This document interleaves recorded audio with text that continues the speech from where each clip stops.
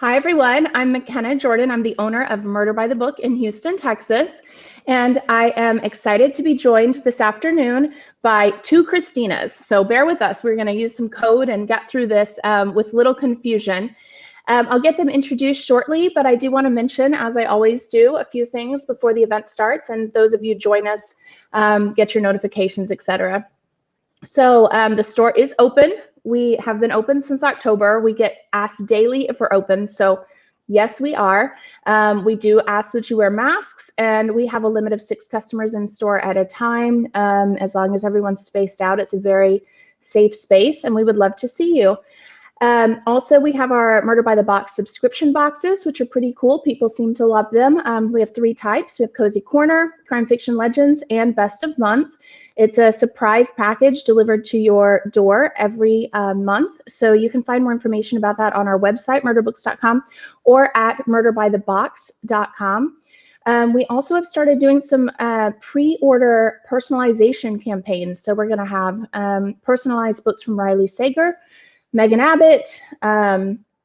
I'm forgetting so many, but tons of cool personalized books. So those can be found on the main page of our website if you're interested in getting personalized copies for your collection.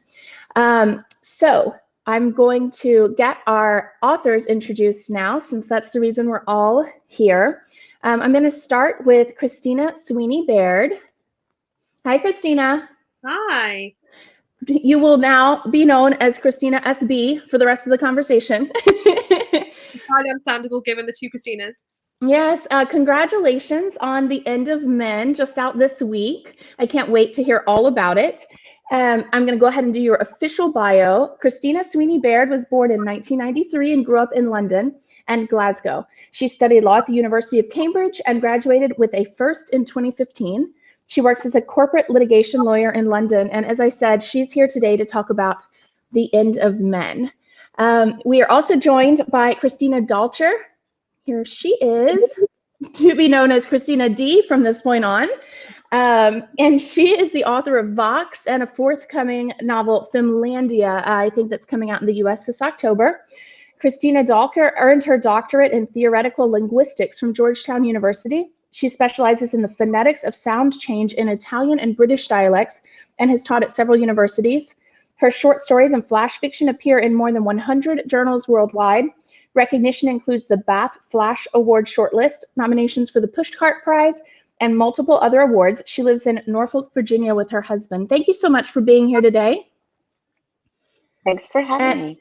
And I am now going to leave it to you to discuss writing and books and all things, and I'll be back on in a little bit. For those of you watching, if you have questions, please put them on YouTube in the live chat and on Facebook in the comments, and they will just magically come onto my screen and we'll get to them later. So I'm going to sit back, go away, listen to you guys, and I'll be back in a little bit. Enjoy. Super. Well, shall I start by saying thanks to Christina SB and to McKenna and everyone for having me here. It's really an honor. This is a fabulous book, and I hope the world reads it and doesn't forget it and talks about it. It's really, really, it's just a stellar piece. I normally don't read that quickly, but this one I was zooming through, and not because I was skimming. It's very readable, but that doesn't mean it's simplistic, right? It just flows, and I think this wonderful juxtaposition of these different points of view, filling in for as representatives for sort of an every woman in a particular type of a situation and not just the individuals, really makes it work fabulously. But we know the premise. There's a plague, a virus, and it only affects men, and it affects them quite hard. So let's start with an easy question. What inspired this? So I had read The Power by Naomi Alderman in kind of early 2018. And in that book, there's this real question of, so if women are suddenly physically more powerful than men, kind of how does that change the world and how does that change people's lives and experiences? And my brain very quickly went, okay, so, but then what if you just actually don't have men? What if, the question, the central question of the novel really was the one that I thought about, which was, what does the world look like without men? And very quickly, I thought, I don't think I've actually read that. So that's something that I think is quite interesting to think about. I want to write that. And it is ultimately this kind of big thought experiment. What would change? What would stay the same? How would different countries and different cultures and different people's lives, different women and men's lives change if there is this virus to which women are immune, which quickly wipes out 90% of the male population? So as soon as I had that idea, I thought, okay, I really want to work on that. And then in terms of how to actually tell the story, I'm also a really big fan of the book World War Z by Max Brooks, which has this really, I think, very hyper-realistic style, even though it's talking about a zombie war, which is something that requires such a suspension of disbelief. It is told with these number of different characters in a kind of UN report style. And so I wanted to tell the story of a world that was changing enormously and ended up with a huge gender imbalance, but through a number of different characters. So you really understood, I think, and feel emotionally those different characters' perspectives. So the kind of combination of those two books, I think, had a really big impact on the inspiration for the novel. Super. I have a question that I'd like to touch on, but I think I want to save it till later. I'm gonna throw you the softballs first. not that I'm gonna throw any hard balls. You wrote The End of Men, or you started writing The End of Men well before anybody heard of our current plague, well before it happened. So what was that like for you to be, in the midst of revising the book, having your agent sell this book, etc.? I'm assuming that the book was sold. Well, actually, I'm curious. Was it sold before the onset of our current pandemic, or afterwards? It was sold just before. I actually have some emails. It went out on submission in late January 2020, and then it sold kind of early February 2020. And I have a few emails from my agent at the time, like in January, just before it went out, kind of going, have you seen this like odd article about this virus in Wuhan, which obviously now with hindsight feels quite odd. So I started writing it in 2018, and it had finished writing it in late 2019. So the timing was definitely quite bizarre, and it's been obviously a very odd and unexpected element of that process to have been so deeply involved in the fictional world of a pandemic and to be writing it, and then for it to go out, and kind of suddenly be gauging this distance between the speculative fiction that is meant to very much be fictional and then the real world, which has suddenly been a little, I think, closer to the fiction than I'd ever expected. It's interesting because I think that a lot of the reading world, when they see dystopian books like the ones that you've written or what I've written, they have this idea that we necessarily reached out into the world and pulled something from it and used that as the inspiration. Obviously, inspiration comes from all different places, but when you have a book like The End of Men, that is just so uncannily tied to this similar but different situation that's really happening right now. I anticipate you're going to get lots of questions about, oh, but you really, you started writing this afterwards, right? I mean, you must have drawn it from the current plague. You didn't just make this up. And not that people will be hard on you because of it, but I think it's difficult sometimes for when there are these coincidences. I mean, even with Vox, which was written and sold before the Me Too movement, but then became very tied to the Me Too movement. The assumption is, well, it necessarily must have been directly inspired by that. So it puts us dystopian writers in an interesting situation, I think. Agreed. And I think also because when you write, I certainly find at least when I write something speculative, it does feel like I'm creating a parallel universe, so this is what the world looks like roughly now. And I'm kind of overlaying on top of it this what if scenario and trying to explore the different consequences of that. And so I suppose it's one of those things where it always feels very separate, and then it's kind of almost its own like globe. I don't know if you found that I don't know if you were editing kind of when Me Too started to happen a bit. it's very odd when you suddenly go, should we change anything? Should we not? Should we keep it the same? And my editor and I really went, no, let's keep it as it was, kind of preserve it in the imagined state that it was. So there's no mention of COVID in the book, for example. That was something I felt strongly about. I didn't want it to suddenly drag you back into, 2020. I wanted it to feel like this alternative world that starts in 2025. And I think it's odd when you're writing speculative fiction, and suddenly you're going, well, actually, how much of a narrowing towards the reality of life do we actually want to have? But I completely agree, and I'm glad that you, as a reader and also as an author, I'm glad that you didn't go back and insert things that tied the end of men specifically to this period right now. I think it makes for a much more timeless book. It makes it much more of an abstraction as opposed to a commentary on the specific goings on of, let's say, 2020 and now 2021, and who knows how many other years. So another question I had, and because there are these multiple points of view, which I adore, I know that is not everyone's cup of tea. We hear in the publishing industry sometimes that, oh, no prologues and no multiple points of view, right? Even though we have excellent examples like The Silence of the Lambs, where there are, 9, look at a Stephen King novel where you just go all over the place. You've got everybody in the world seems to be having, telling a story.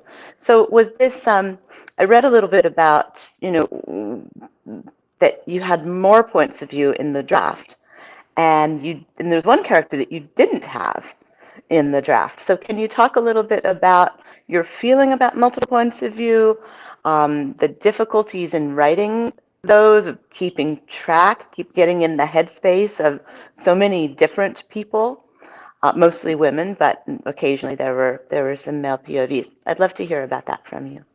That's such a good question. So, I love a multiple kind of perspective story, and I think it's one of those things where the story determines it, and so obviously there are plots and stories where I think you don't need it, but I think when you have a question as big as this one, what does the entire world look like without men? I just didn't see how you could tell that story in in as interesting a way as possible, without having a kind of multitude of different perspectives. So I actually, in the first draft that I wrote it more in a kind of UN report style. So each character was only there once, which meant that it was a really great world building exercise, because I kind of explored so many more even different countries and different practical aspects of the world. But you need that emotional engagement, right? You need to follow characters and really feel like you believe them. I would say that when I think of speculative fiction and what I like about it, I want to both see what the world looks like and believe it, and I want to feel that world in a kind of emotional sense. So when my agent signed me on the basis of that first draft, I think it had about 40 different perspectives, and it really was literally each person comes up once. It was a lot. And then my agent quite rightly said, I think we need to winnow this down a bit. So we then culled a lot of the different perspectives, but it was quite clear early on who were really going to be the keys, people in the story. So there's Amanda McLean, who's a Glaswegian doctor who treats patient zero. There's Lisa Michael, who's trying to find a vaccine. Those kind of stories were clearly people that were going to be core to this narrative, and actually they tended to have a clearer voice as well. So it felt, I really did rewrite the book, and so I had this process of really building out characters and trying to make sure that they were all distinct. And I think for me, a big thing is tone. Obviously, there's the kind of basic ways in which you distinguish characters based on their age and the country they're living in, and the kind of the job they're doing. But I think there's something about, one character will approach something. For example, there are two characters in the book, Lisa and Elizabeth, both of whom are trying to find a vaccine. And Lisa's quite mercurial. I think she has a complete clarity of purpose. She's like, I want to be recognized for my genius and help the world, I guess. But the main thing is that I want to do this very clever thing. And make a little money. That's her deal. Whereas Elizabeth, I think, really wants to do the right thing. I think she really is. She is really conscious of the fact that she wants to help people, and so you can see, and obviously their approaches to everything is just going to be so different. So I found that in the course of writing, they kind of, in some way, some aspects of characters will write themselves, and sometimes it's a more conscious thing of kind of, how would this person respond? What is this person thinking? And that like tonal shift between, well, I want X or I want Y. But I think also I really like multiple perspectives as well, I think, because it also gives you a lot more opportunities for humor. I think it's really important to me, especially when we're talking about something quite difficult, like a pandemic, that which lots of people are dying. I think that multiple perspectives just means you've got more opportunities for those kind of random wry observations, the kind of the bubble of levity that exist in life and how we will deal with challenging times. And also, I think when you're reading a book, you need that kind of levity to kind of keep you going, I think, even when things are quite difficult.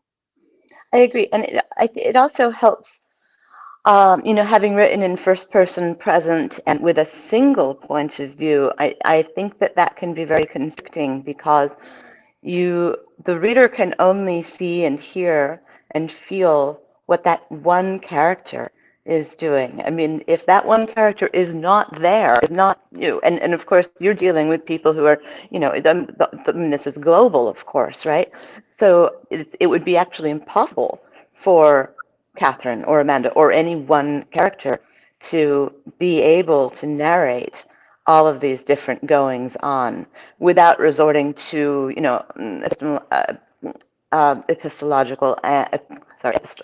epistolary and other sort of newsy, UN type reports, Associated Press, and so on. On the note of Lisa, I liked Lisa because I really didn't like her, but I liked that you inserted a character to kind of create this balance, right? Not all of these women are true heroes. She may be a hero in the sense that she's done something hero-worthy, but she doesn't have a hero's attitude. Exactly. And it's one of those things that, when I think often there's, especially when you have stories maybe where women aren't quite so central, I think it's very easy for women to kind of be either like the perfect person or the villain. And I kind of wanted to show, I think, especially in a world where, 90% of the world's men in this book die, you suddenly have women inevitably taking over kind of all positions, for example, of power, and kind of really being at the fore, because they are now the vast majority of the population.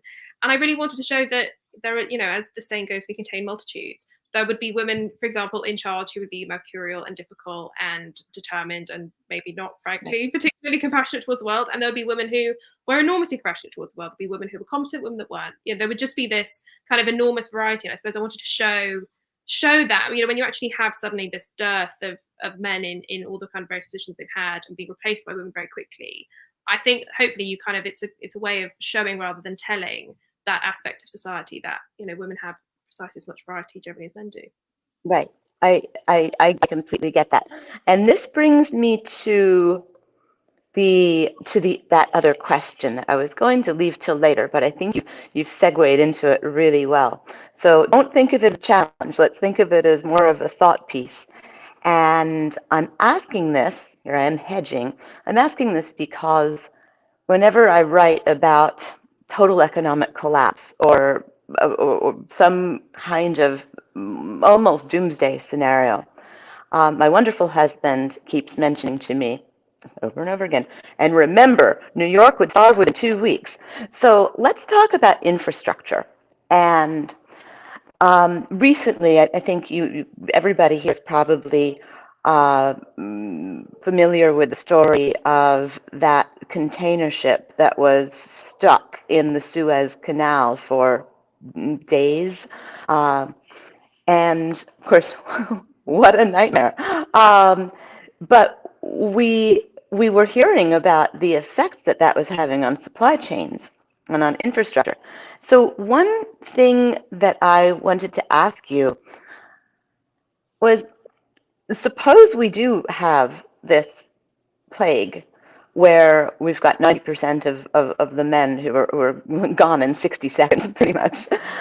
And because so much of container shipping and certain types of infrastructure, I mean, oil rigs and things like that, trucking, for example, are in fact populated by men more than women. What kind of effect do you think that might have had if you were to go in and write another scene with that in mind? Do you think, for instance, New York would have starved, and other cities that are somewhat isolated, where there are only one way in, one way out, or any type of, let's say, shipping channel that required passage through a canal or something like that?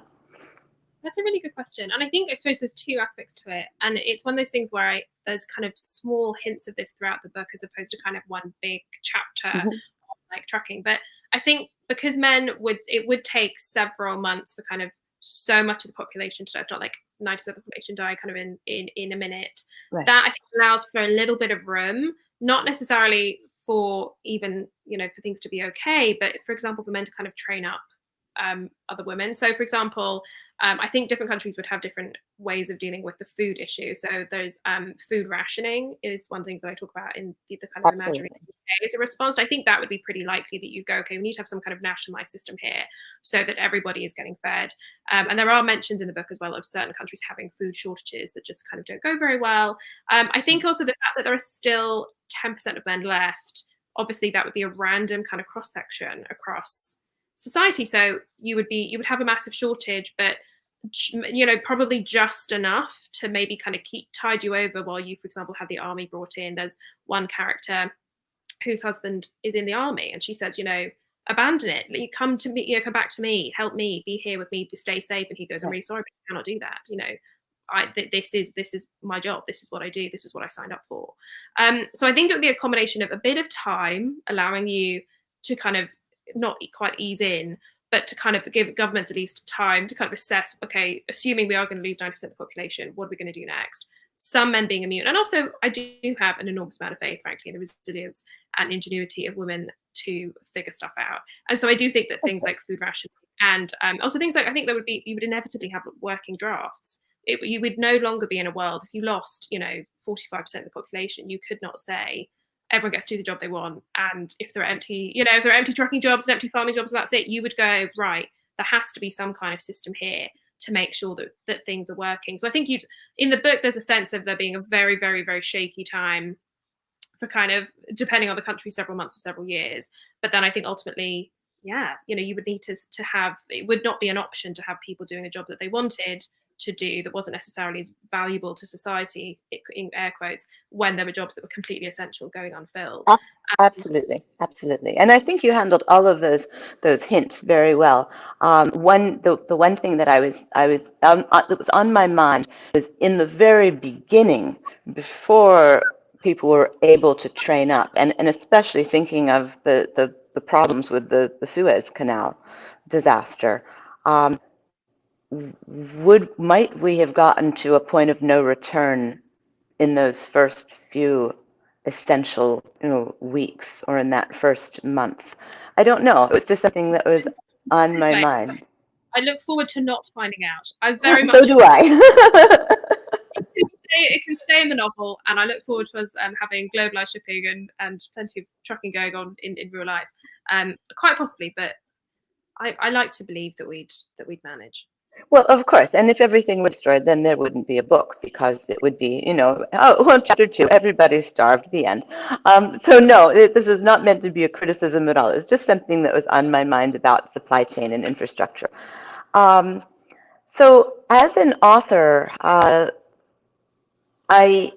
think there are other writers as well who often complete a book. It goes through multiple revisions, and it sounds like your revision was a total rewrite. And then it's out into the world, and it's a thing that you don't have control of anymore. So do you, or have you thought, now that The End of Men is out in readers' hands, on bookshelves, have you thought about anything that, if you could go back in time, you would change? I can happily and honestly say that I wouldn't change any bit of the book. And that is not to say that I think it's like a shining perfect novel, but I think it's more that I was thinking about it so deeply for so long. I thought about it for 6 months before I started writing it. And then I wrote the first draft, and then I signed with my agent, and I did this huge rewrite, and then was editing it. And so I just feel like in the course of that, it feels a bit like I wrote kind of 2 different books or 3 different books, if that makes sense, because it changed so much. And so the bits that I so deeply really loved from the first draft all did actually stay and end up in the second draft. For example, Amanda McLean is one of my favorite characters, and her sections in the book as it is now, some of those were kind of really ready there in the first draft. But I think you go through this process, and I actually say this to people when they ask me, like people who reach out who've just signed with an agent. I do say, don't let it go until you really are happy with it, because it is going to at some point end up on a shelf. So the characters I really feel deeply about are all there.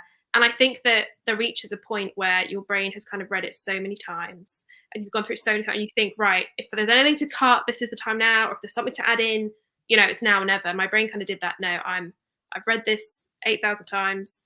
I'm good. And it now feels like it's solid, and my brain has moved on to kind of the next thing, and in a really, really nice way. So I can kind of read it and see it as this solid, complete thing. And I also don't think that I don't know how you find this, but it's so difficult to assess your own work. So I find it very, very difficult to assess my work and go, well, I'd improve X, Y, Z. I agree. Speaking of so favorite characters, I think you mentioned some of these in some of the publicity questions that you answered before, and obviously you just said Amanda was one of your favorites. Were there characters who came more naturally to you in the writing process, and the corollary to that is, were there characters who you struggled writing? So Lisa came very naturally to me, which doesn't reflect very well on me as a person. But I swear, I'm not like her as a person. No, she had this real clarity, I think, of voice right from the beginning, and it just felt like it really made sense who she was as a person, what she wanted, and so that was kind of a joy to write. And Amanda is probably my favorite character, and also really, really very easy for me to write, insofar as I think she's probably the closest to my kind of internal voice. I grew up in Glasgow, and she's from Glasgow, and it's quite a specific sense of humor and worldview. It's quite irreverent, quite no nonsense. You kind of in Glasgow, everyone gets taken down a peg or two, as we say. And so that was a really nice way, I think, also to ground this novel that has this huge speculative element. The book really starts with a character called Catherine who's in London, and then Amanda in Glasgow. And that, I think, is not an accident. It's quite good to ground it. A story that has lots of things that I don't know is grounded in things that I do know. Right. I think the character that I found most difficult was actually Elizabeth, who is an American virologist who comes to London basically to help. And I think it's partly because that in of itself it's such an extraordinary thing. I think I tried to write her as a character who wears it quite lightly, but she essentially abandons her life to help in the middle of a pandemic. She doesn't know if she's ever going to see her dad again or her friends again, and tries to build a new life in this unimaginable way, and it becomes essentially trapped in the UK, and nonetheless is kind of relentlessly trying to do the right thing and trying to do her best, not in a kind of annoyingly Dora the Explorer way, but she's really giving it a good go. And that's quite difficult, I think, to write, to make sure that she felt like a fully fleshed character and not just some kind of basic heroine, making sure that she was human and she had shades and there was kind of light and dark to her. That, I think, was probably the most challenging, but some of her sections are some of my favorites. So I do think that I often say that the work is never wasted, and even if there's a section that feels like it's been a bit tougher to get along, actually often those sections end up the best. Sure. Myself, I actually quite liked the few snippets from the bloke on the ship. Toby. Yes, if only because it was just enough to get this direct male perspective in a sea of direct female perspectives. So I thought that was very clever the way you did. I mean, it was the right amount, I thought. Yeah. Thank you very much. And the story is great too, because that's when I started thinking about container ships, because I was thinking about all of these like container ships floating around the world, with people who can't leave them, and imagine. So let's see. I have here's another question. This is one of mine. And this might be a little bit bleaker, so we'll do this and then maybe we'll end on a happy note and there will be time for questions. I think we have like 30 to 40 minutes. So I was wondering, as we authors do, what if we flipped everything around and it were a virus that affected 90% of women in the same way? Do you think that it would have been a similar type of book? Obviously, with the gender role issues, that's a different thing. But in terms of the way things are able to be built back up and this hope for the human race, do you think that given the effect on reproduction, it would be a completely different story, that it might in fact be the end of the human race? That's a really good question. And I think yes, I think it would inevitably be more dystopian insofar as you would just have that. I recently read Children of Men. You do have just this like bleak numbers game, right? Where the kind of the pyramid of population, it just isn't working anymore.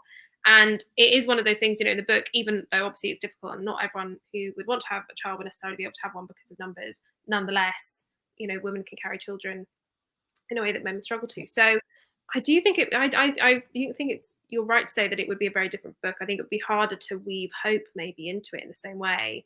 And it's really important to me ultimately that, the book is hopeful. Obviously there is a lot of loss and kind of grief in the book, but I did want it to ultimately feel like there was a way forward. There's a question in the book at one point that the journalists asks, which is like, will this be the end of us? Which is obviously, it would be the kind of clarion call of the first few years, especially.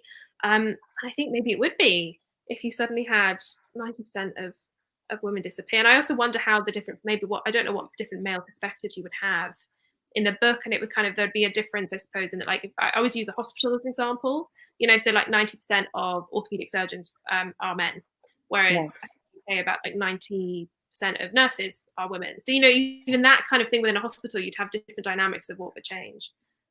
Right. Tempting to write another book that way around, but No, it made me think specifically with when you were talking about the artificial insemination and things. I don't have the numbers, but I have this idea that there is more sperm stored in sperm banks than there are eggs stored in egg banks.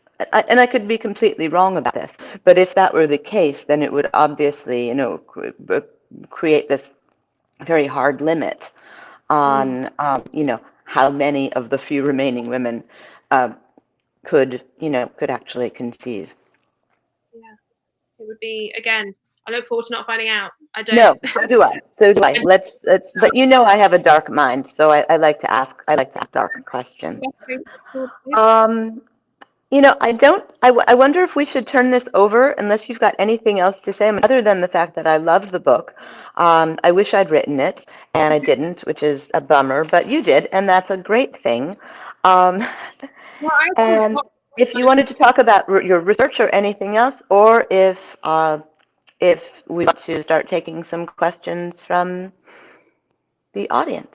I was going to say that Vox was actually one of the comps when I queried my agents. I signed with. I said, I'm a big fan of. I think I said the Vox and the Power are two books that I think that the End would sit very well alongside, and so it feels very nice that we're having a conversation, and here we are. Thank you. That's kind. Actually, on that note, I always like to, as a sign of appreciation for our guest moderators, I know that it's work and preparation and all of that, I would actually like to give Christina D just a second to maybe tell us a little bit about Vox if people are unfamiliar with it, but then also about your upcoming book. Just a little. I know this is about Christina SB, but I particularly, as someone who has to interview a lot of authors, know the work that goes into it. So let's take a moment to talk about you. Well, that's very kind. Thank you. Vox is, let's see, that came out in 2018. And Vox is a dystopian thriller women's fiction mashup that explores what would happen if a very fundamentalist sect or faction effectively got itself so high up or weaseled its way so high up into government, and then had the power to bring back the culture of domesticity that was quite prevalent in the late 19th century, and also had a renaissance in the 1950s. A place where women stay in the private sphere and men are in the public sphere. And in order to effect this transition, women are permitted only 100 words per day, women and girls, all females. And they have to wear little wrist counters, which we're getting really used to, unfortunately, with these Apple Watches and Fitbits. and some terrible things happen. So it's a story of one woman, primarily a neurolinguist, who was on the brink of discovering a cure for a certain type of aphasia, and then suddenly and ironically finds out that she is effectively muted and silenced. I like to think of the book as much more about silencing in general and the evils of silencing those people we don't agree with. It was timely back in 2018 with the Trump presidency and the Me Too movement. I like to think it's maybe even more timely now, even though the silencing that we're seeing doesn't only affect women. So now, as for Femlandia, this is great. This is it sort of fits well. I think it would fit well on the shelf with Christina Espy's book. This is about a woman and her daughter who are victims of a total economic collapse in the States. So think, the pension funds blow up, everybody's in bankruptcy, and we turn into effectively Chavez's, post-Chavez Venezuela in a matter of weeks. They have no place to go. There's looting on the streets. There's violence. The people who have survived are, of course, desperate, and desperation can lead to all kinds of things. So where do they go? Well, they've got one place, and that one place is a woman-only commune called Femlandia, that was set up by the protagonist's mother some decades ago, which the protagonist wanted to have nothing to do with because she wasn't part of that radical feminism camp that her mother embraced. And they get there and they find a utopia. But of course, as they say, everybody's utopia is someone else's dystopia. So the Finlandia colonies can only really survive in one way, and you have to read the book to find out what that is.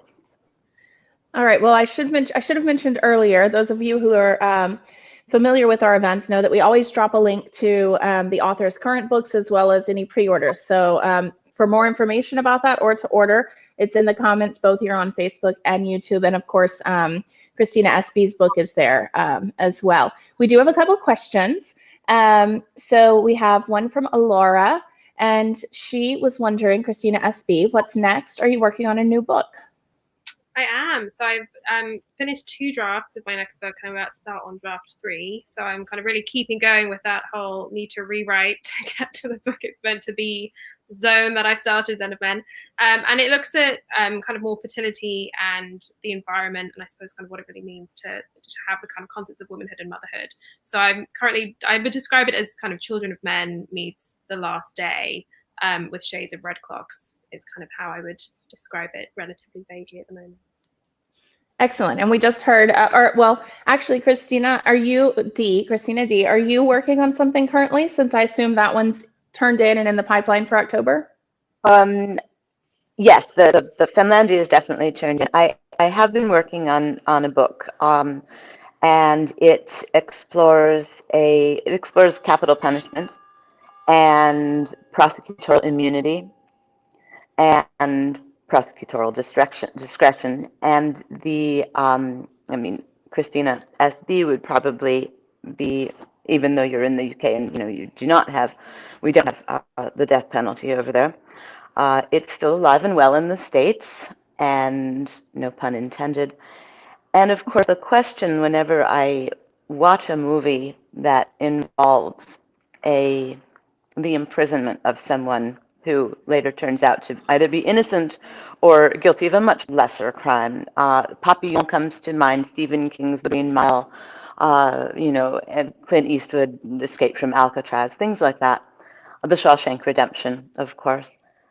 It makes my blood boil, and because I am just constantly in a state of wonderment as to how can this happen and how can we reverse this? And of course, with the death penalty, the question is, how do you reverse the irreversible? So it explores that. I'd call it dystopian light. Everything in the world is exactly the same except for one thing. Great. Okay, let's see. We have another one here about research. You had asked if Christina SB wanted to talk about research, but it caught someone's eye. So Debbie was wondering about research and what was the focus. And I think both of you can talk about whatever aspect of research you'd like about whatever book. So let's start with Christina SB. That's a really good question. So I did have to research, although I didn't research before I started, and that's something that I try really hard not to do too much. I think it's very easy to get yourself in this kind of endless procrastination of research because you could never end.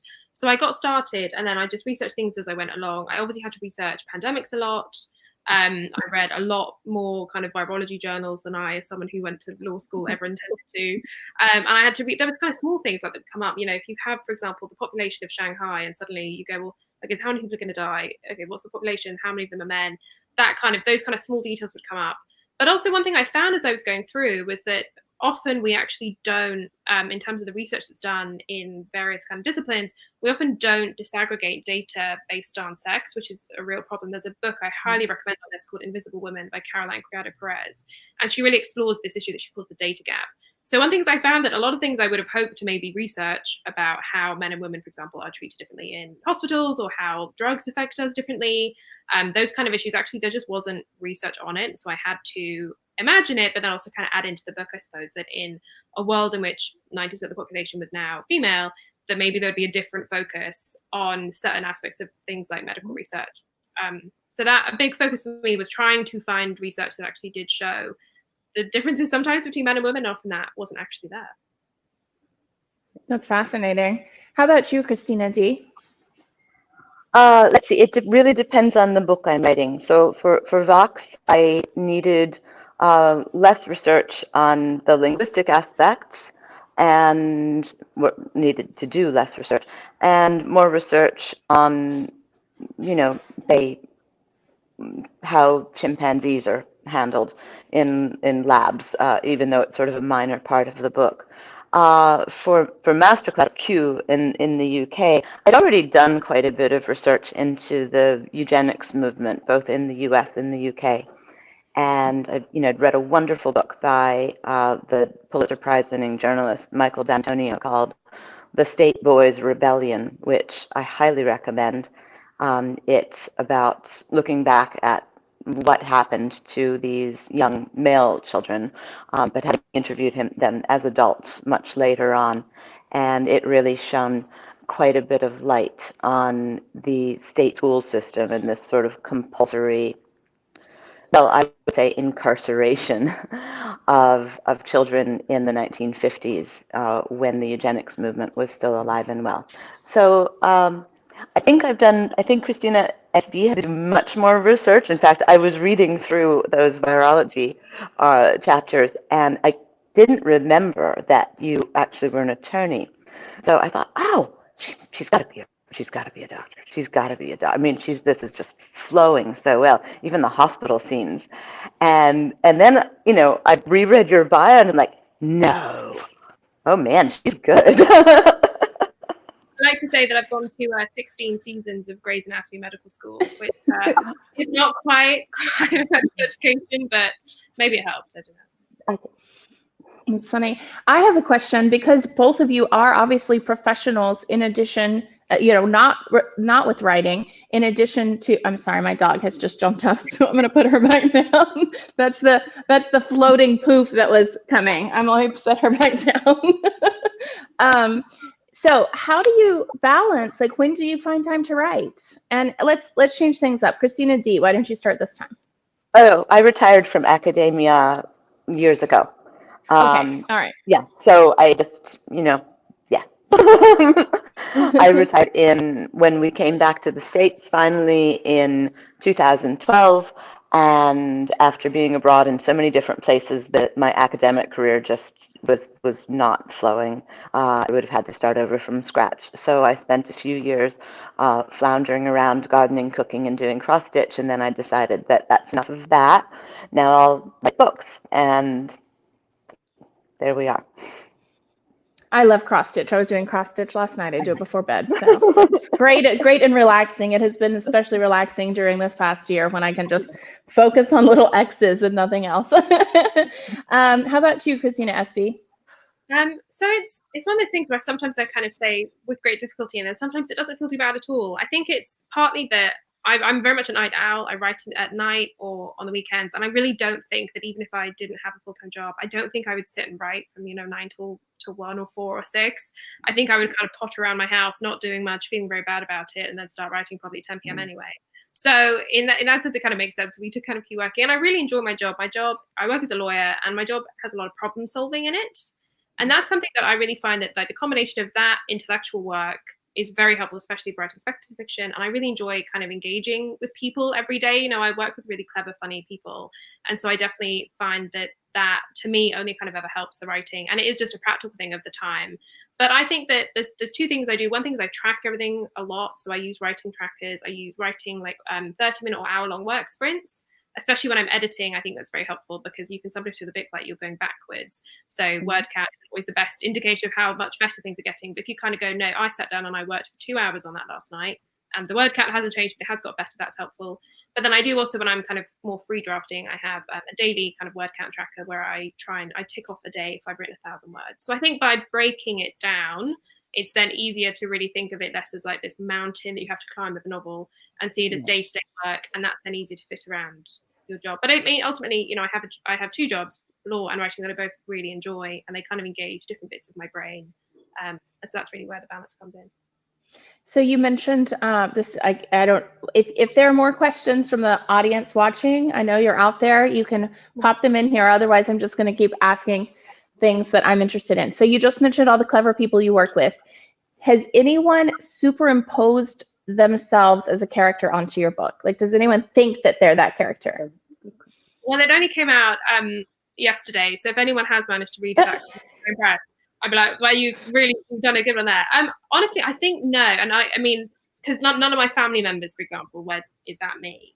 I think because each of the characters really are quite different, and none of them are recognizably me either. The only person, Amanda McLean, I do know, a wonderful Scottish doctor who was friends with my mum and is now just also friends with me because she's fabulous. And by all means, she's not Amanda, but there's a kind of, I think, a sense of humor and a kind of tone that she has, that if she reads the book, she could very well say, is that me, a little bit? And I go, kind of is, yeah. But no, I don't think any of my colleagues can look at the book and truly see themselves, which is probably a good thing, probably safer for everyone involved. How about you, Christina D? Do I have people who are, yes and no. I tend to name some of my more evil characters after people I don't like, cloaked in a sort of shade of, anonymity. Or I'll put a few references in. It's my sort of, self-therapy way of like dealing with it's cathartic. Ex-husbands or ex-boyfriends or something like that. No, but they're not identifiable. So, and I also do. I have a problem with names sometimes. So I do like to kind of just put in, throw in a name of, a friend or or a relative, particularly good friends or their kids, and it might just be a minor kind of a character, but then they read it and they go, oh wow, that's my name, isn't that cute? But the characters don't necessarily have anything to do with them. I think we can't help, whether it's consciously or subconsciously, we cannot help being inspired by absolutely everything that we've ever done or touched or smelled or known or slept with or whatever. It's all in there. And when we're writing, especially if we're kind of in that flow, it necessarily comes out. So I've probably got more in my books that is drawn from people I know than I even realize. Fair enough. All right, everyone's being quiet, so I'm going to ask my favorite question to end with, and we're gonna wrap this up. So I'm actually interested in this because both of you write such dystopian books, right? So What books did you read in your formative years, and was there a book that made you think, I want to be a writer? How about you first, Christina SB? Really good question. So I grew up in what I would call the Harry Potter generation, where I was in that generation where like I remember going to. My dad was also a massive fan, and we'd like go to Borders, which was in the UK for a while. Yeah. I remember like going to buy Goblet of Fire at midnight, and it was such a huge thing when all the books came out. And so I think that it has actually had a huge influence on my writing, especially the world building in Harry Potter is so extraordinary. I do think that many people. I'm 28. I think a lot of people my age who write fantasy or speculative fiction or sci-fi or anything like that, I think it's inevitable that must have had a really big impact. And I think also that Hermione Granger, she's one of those characters where when you are kind of, so I would have read the first Harry Potter when I was maybe 8 or 9. I think it's quite significant seeing a character like that who's very competent. It's really lovely to see a female character, especially at the age of 11, who's just like absolutely getting things done and is great. And I think you see the influence of that in my writing. And the book that really made me want to be a novelist was actually a Julia Quinn novel. And I find it quite odd now because everyone knows who Julia Quinn is because of Bridgerton. Right. She was very successful, but she's like become, post. Yeah. She's now like one of the most famous authors in the world. And I started reading her novels when I was 13, and I picked one up in a library on a cruise ship. I don't like open water or groups of people, so a cruise ship was not my happy place. So I went to the library, which was obviously a very sensible move, and I saw this cover and it was blue, and I thought, it was quite nice. It's called The Viscount Loved Me, and I just read it and fell in love. And like that, her books are really like my kind of comfort reading books now. And again, like the Bridgerton series, it was one of those books that I read, and it really made me go, I want to make people kind of laugh and cry and feel disengaged in to read a book and really feel like that is a real family and a real world that you yourself kind of can go back to. So those are my big kind of inspirations. Ironic, I do find that quite ironic. It's a romance novel and a children's fantasy. I now write very dystopian fiction, but there you go. Yeah, I'm 39 and still like the Harry Potter books were, I was there for any release. And I think when we look back later on, there's truly going to be such a momentous impact from that series for so many years of readers. It's really incredible. All right, Christina D, same question. Okay, so now I know a little bit more about why it's so easy for you to do these two jobs, Christina SB. You are much, much younger than I am. So of course that kind of ties into, what was formative for me. I actually never imagined I would be a writer. I was on track to be an engineer. And then I worked in accounting and finance, and then I, got a doctorate in theoretical linguistics. Everything for me has always been numbers and science and lab experiments and not words. I picked up the pen, I think, in 5 years ago, 6 years ago, and, haven't put it down. So it's hard for me to say that I read things in my childhood that made me want to be a writer. But I did a couple of things that I think made me the type of writer that I am. One, I started reading Stephen King when I was about 12 or 13. And two, my mother was extraordinarily lenient with my my attachment and passion for horror movies. So I grew up on a steady diet of those old Christopher Lee and Peter Cushing, Dracula movies from the 50s, which you may not even remember, as well as a whole bunch of other things like that. So I think that was it. None of that made me say, oh, I'm going to be a writer, but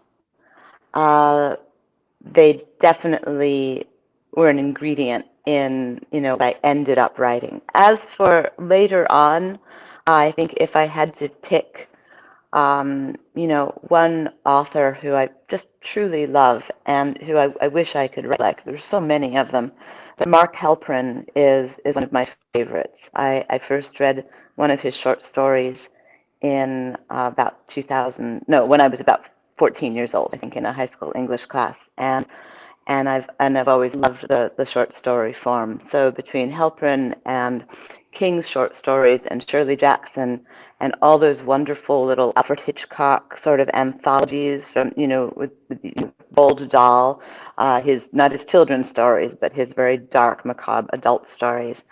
All of those things, if they didn't exactly make me say, I have to write, when I did decide to write, they were right there pushing me along in a certain direction. And that direction is dark and lightless. Yeah, fair enough. Fair enough. Okay, we do have one very quick question for Christina SB. Is End of Man teenage girl appropriate? That's a good question, and I would say yes. And I can say that with confidence because my sister is 18 and she read the draft when she would have been 16, about to turn 17. So I think so, yes. It's obviously there's death and grief and loss in it. But yes, I do think it is appropriate for teenagers. And I think also I would really have liked to have read a book like this when I was, 16 or 17. There wasn't a lot of, kind of feminist dystopia around when I was that age.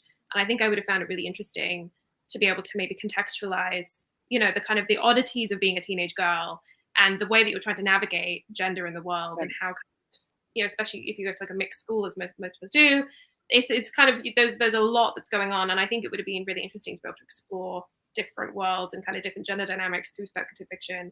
So yes, I do think it is teenage girl appropriate, although give her maybe a box of tissues in case she cries. There are very sad scenes, but it's ultimately a very hopeful book. Excellent. I have a quick question, actually. I'm sorry, for Christina SB. Have you read Herland by Charlotte Perkins Gilman? No, I haven't. This was written in the 20s, I think. So perhaps even earlier than that. So quite an interesting feminist author of a very different generation, and this is a utopia about these women who live all alone. They're just the women, and I thought you might find it interesting to look into, or at least look it up and see what you think. It sounds very much up my street. So yes, I would definitely be looking that up. Thank you. All right. Well, on that note, I think we're going to call it a good afternoon. Thank you to both of us for joining us. Again, congratulations to Christina SB for the brand new release. And we look forward to Christina D's book coming out in October. Maybe we'll have another one of these chats. Who knows? I'd be very happy. It has been a delight talking with you both and listening. And thanks to all of you who have watched. I'm going to go ahead and log us off and say good evening and good afternoon. Bye.